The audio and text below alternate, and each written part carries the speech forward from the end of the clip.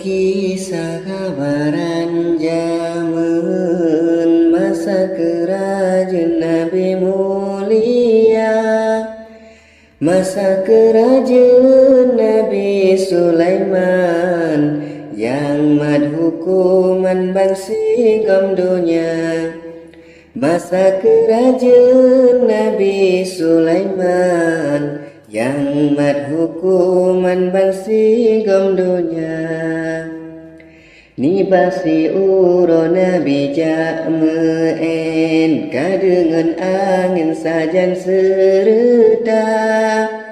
Kana binedu ate kurusi angin baput leban si klep mata. Kana binedu ate kurusi angin baput leban si klep mata. Oh bangsa retro bangsa boh tempat gemusyawarah genak boh raja. Nabi netanyang bak mandum ticim tesari katem lon boh keraja. Seut po jam po tuanku ampun nyopat sigang lon boh keraja.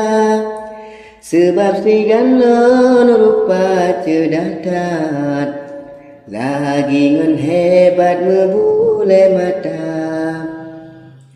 Mata jibulat babah mekuet lepas tersabit sigam keraja. Nabi Sulaiman masanya terseheng nekem dung ticem lain surat ngeburah. Tema disuut burung kuduk-duk mehanjut jampuk balon keraja. Sebab balonnya letar piasan don pecanang perang oh malam julang. Temaji seut tok-tok berago hana ngesosola ke keraja. Sedangkan di lon kupi yang besar hana si urola ke keraja. Diticem palaji grup-grup lambung, diticem burung surak mebura. Burujuk balik surak di samping, cicem pereleng ji sama-sama.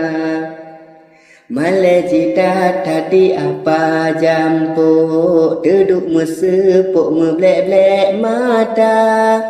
Temadi damai oleh kedidi, si Raja Wali tabur keraja. Kleng putih ulejir ke polisi, si Mirapati jir ke wedana.